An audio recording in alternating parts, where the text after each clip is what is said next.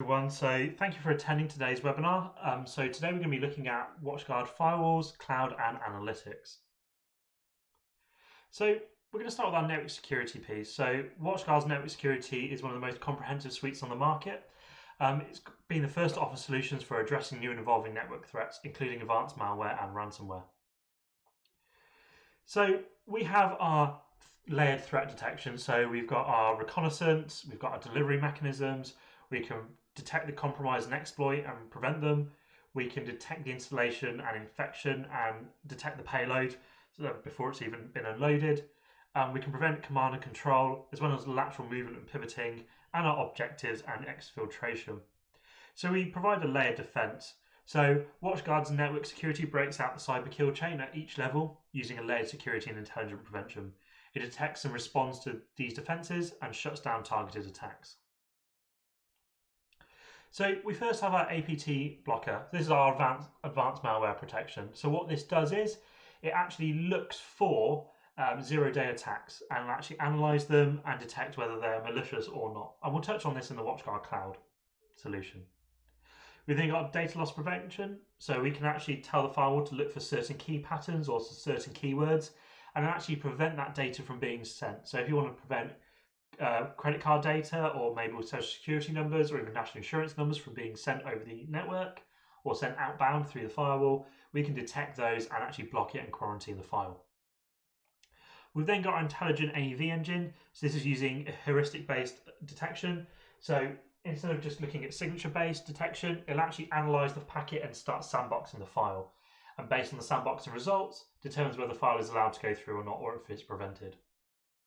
We've then got DNS Watch. So this is a really cool mechanism. It can actually look at what's being sent through the firewall and it can actually prevent. So if you were to go to a phishing website, it can actually detect that you've gone to a phishing website and actually say, this is a phishing website, click here to learn about how to protect yourself. So it's giving your users some education about that. We've then got our threat detection and response. So this is a piece of software. Now this can actually be installed on end user machines as well. And the idea is to stop ransomware. So I actually had it installed on my machine and it came in really handy not too long ago where a customer of ours actually provided us a heat map. We do free heat mapping services for Wi-Fi. And the WatchGuard actually detected there was a virus within the file itself. And that file contained actually ransomware. So I then told the customer, who was completely oblivious, that actually there was ransomware on their network and the ransomware hadn't yet been activated.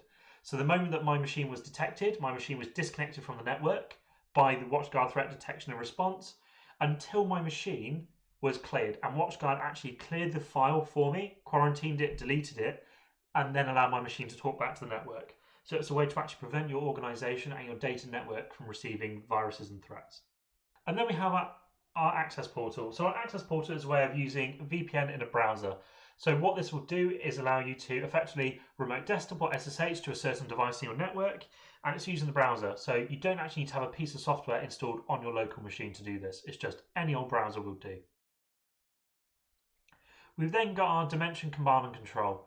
So command and control, basically this is a way to actually monitor, or using the cloud solution, WatchGuard Cloud, is to monitor what your firewall is doing, start pushing firmware updates to it, and give you 30 days worth of reporting. You can expand that further if you buy the additional package, but out the box you get free 30 days of reporting. We've then got a network discovery, so we can actually determine what devices are on the network effectively, the IP, the MAC address, the ARP, and actually see what they're doing. We've then got our web blocker URL filtering.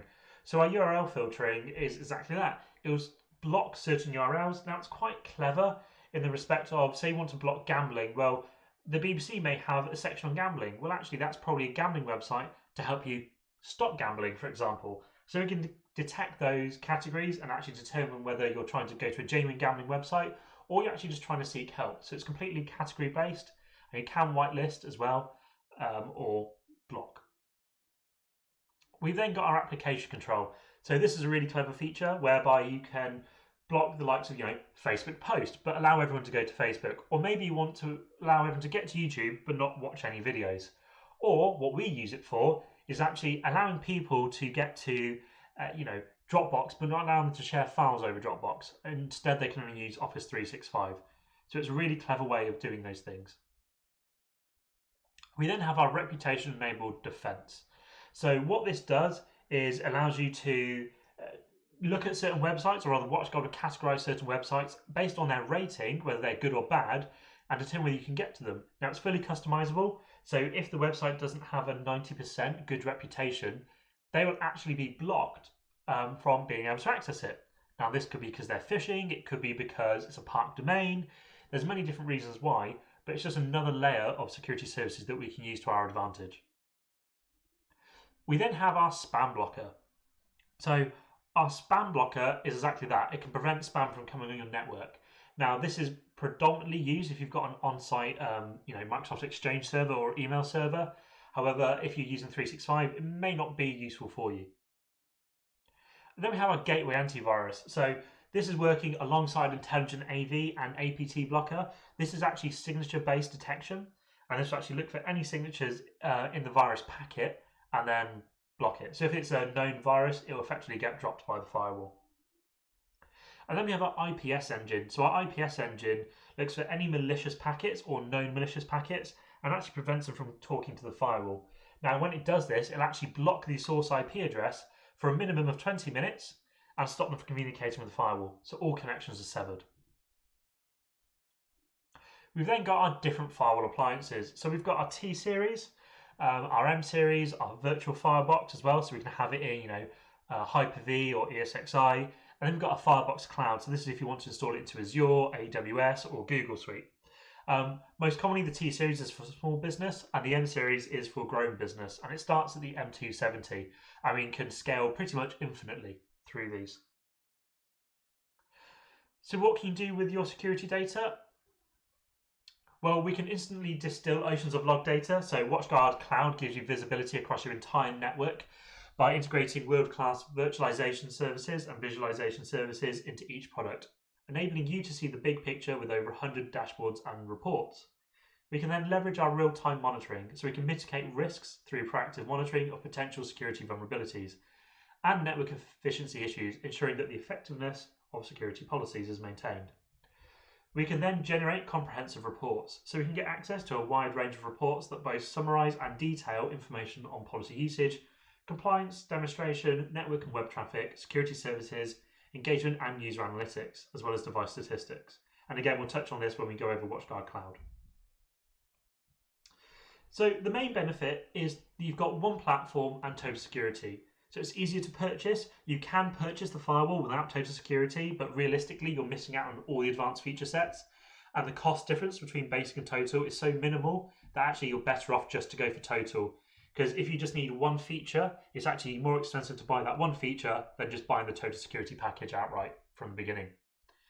So we can, our platform delivers a suite of powerful network and Wi-Fi and endpoint services, along with the intelligence of correlation and industry-leading performance. It's easier to deploy, so we can actually rapidly deploy multiple Firebox appliances across distributed enterprise with minimal on-site assistance using our cloud-based deployment and configuration tool. It's easier to manage because we can actually manage one Firebox or hundreds of Fireboxes from an easy-to-use console, maximizing our efficiency and streamlining network administration while applying and deploying configuration. Now, the other thing you can do is you can actually use something called WatchGuard System Manager, which is a free tool which allows you to develop and build your entire firewall configuration without being in front of the firewall. So what this means is, and we've all been there, where you've purchased a firewall, it's gone straight to site, and you need to actually do the configuration, but you know you're probably going to be up against time. So what you can do is you can pre-deploy or pre-configure all the configuration file ready, so when you attend site, you can just connect your laptop to it and actually install that configuration. Basically, so it's ready to go instantaneously, and then make any fine tweaks that you need to whilst on site, saving your time on site, which is very valuable. So coming on to our questions, what we'll actually do first is go through our WatchGuard Cloud platform. Feel free to answer any questions and we'll get back to you at the very end. So today we're going to be looking at the WatchGuard Cloud solution and what it can actually offer you in terms of functionality and how it can benefit you to manage multiple firewalls or even a single firewall from a single pane of glass. So first of all, I'm just going to go into Monitor and just look at our products. So here you can see we have 3 different firewalls which Purdicom can manage. This is our demo unit, We've actually got a WatchGuard at the warehouse, and we've also got our production firewall as well. So from a quick glance, we can see that we've got one device that's needing a firmware upgrade. We can see we've got 3 connected firewalls, one showing is actually being disconnected, and we can actually look as an overview and see how much we've had just today blocked by web blocker, intrusion prevention, any malware, and we can actually scale back up to 30 days. So if I look at the last 7 days, I can actually see that we've had one malware event, which has been blocked by the firewall. We've had 34 million scans, and we've blocked 1.3 thousand botnet detected packets. We've also prevented 84 devices. Now, there's actually no one at our offices other than the warehouse guys, so it just kind of goes to show you how much data is going on and how much malicious content is still trying to be attacked against our firewall, whether that be malicious packets, port scans, so on and so forth. So I'm just going to go through the initial dashboards to start with. So I'm going to look at the executive summary dashboard. So again, this is looking at the last 7 days. So we can see that the top countries has actually been the USA. So we filtered the most on the USA, followed closely by the UK. What we can then see is the top client has been actually myself. So I've been VPN into the office, doing videos, doing heat mapping.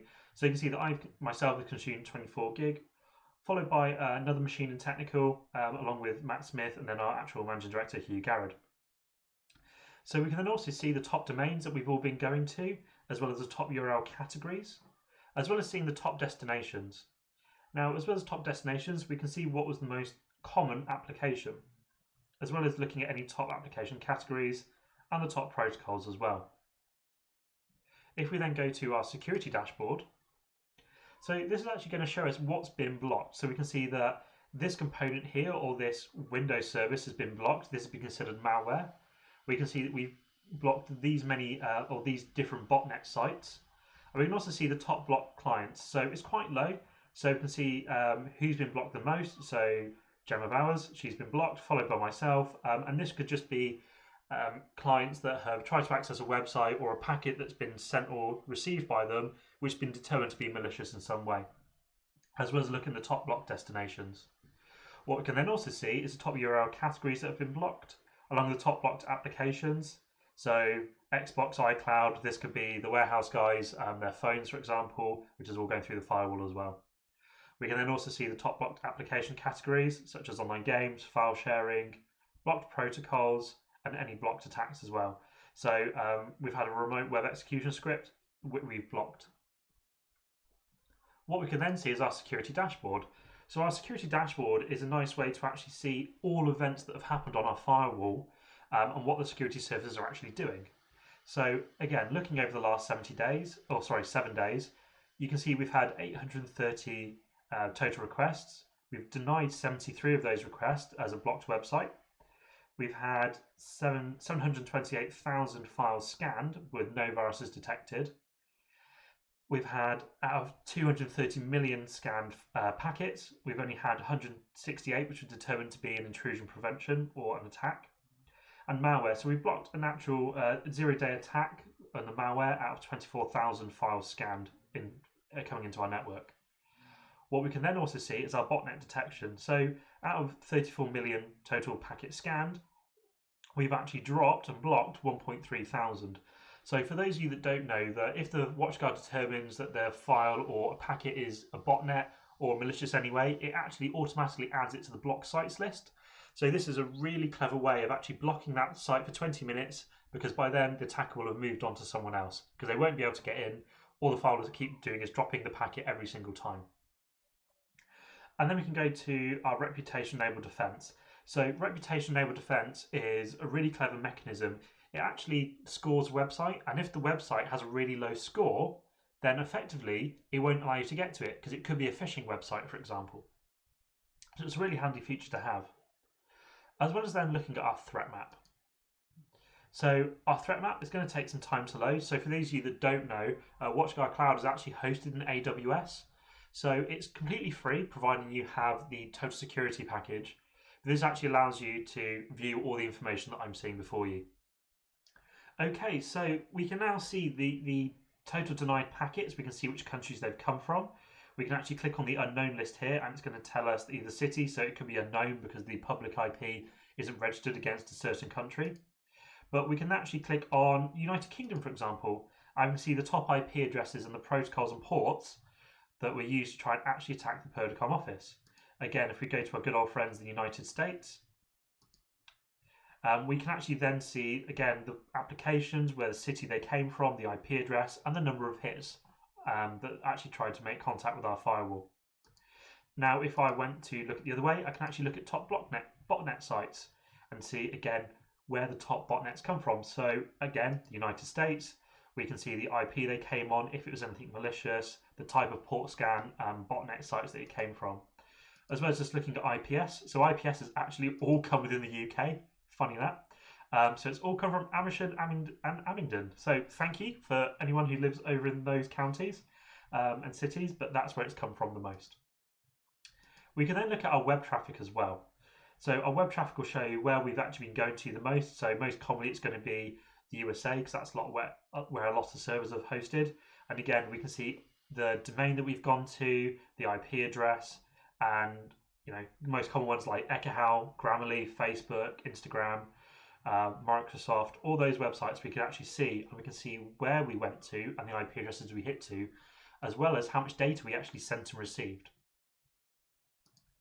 So going on to application control now. So with application control, we can actually see, again, what types of applications we had. Now, there's actually no one at the office other than the warehouse people at the moment, so it's quite light, and anyone who's VPN'd in as well. So for those who need to VPN in, like my technical team, to actually do demos like we are today, we're the only ones really using the VPN. And then we can look at all traffic. So we can actually see where all traffic has kind of gone to as a combined. So we can look at United Kingdom, for example, and see all data and how much we've sent of it to the various different IPs, the ports, and the cities as well. Now, the next feature is called Firewatch. So it's a little bit gimmicky, but it actually allows you to visually represent how much data has been sent over the course of the week, or up to 30 days. You get 30 days free with WatchGuard Cloud. So here you can see the source, so it was myself. You can then look at destination as well, so where we actually went to, which is websites gone to the most, as well as any common domains, so Microsoft, Office 365, Adobe, NetSuite, as well as looking at any applications. So it's been fairly light, mainly just ICMP, so ping and DNS. But we can also do a web audit and actually look at which connections and how many connections as well we've actually gone to, as well as looking at the protocols and seeing which protocol was the most common. Now, the next feature we can actually look at is policy map. So we can actually look at our policies, and it gives you a visual representation of what policy went where. So was it allowed, was it denied? So we can look at anything that's unhandled. That means that it didn't match policy, so it was dropped, as well as all of our different connections. So it gives you a visual representation of how the packets were flowing through the network. And then we can go on to our web audit. So with web audit, we can look at the different categories, but what we can also then do is look at the view details. So this will actually allow us to view it as a CSV file and export it, and allow you to do filtering. So we could look at the moment it's showing our MD, Hugh Garrard, but we can actually go to, I don't know, the next page, for example, and it's going to start showing us, again, which proxy he went through, which destination, what category it was, whether it was an advertisement. We can even go to, let's go to page 400, for example. So I can see that Gemma.Bowers, she's actually gone to Zendesk. That's a hosted business application, and that's gone through the technical proxy as well. We can then look at blocked websites, and again, we can look at that as a CSV file. So the CSV file will actually download for us, but we can see where it's a newly registered website, which is why it was blocked. We can see whether it was email, whether it was a park domain, which obviously we don't want people to go to, or proxy avoidance, where a device has tried to get around the firewall itself by trying to go to a VPN. So here we can see someone's attempted to it, and it's blocked the VPN connection to WLVPN. Next, we have our intrusion prevention system, so our IPS engine. So this is actually going to show us what's been blocked. So a lot of it's been remote commands, and it's been trying to talk to our CCTV system. And the WatchGuards detected this and said, well, actually, that's a malicious packet. You're doing a scan or you're breaching access control. Therefore, I'm going to deny you, and it's going to drop the packet instantaneously. Next, looking at advanced malware, so we can see that unfortunately one of our operatives, so Jamie.Stubbs, has downloaded a file and it's been determined to be a threat. So it's actually Hikvision, so there was something in the Hikvision that it didn't like, and it determined there was a low threat, so it dropped it. Now, this could actually be a false positive, so don't assume that anything Hikvision is bad. It's just the way it was determined that it determined it as a threat. So we can click on here and actually view the threat details as well, download the CSV file, and take a look inside that as well.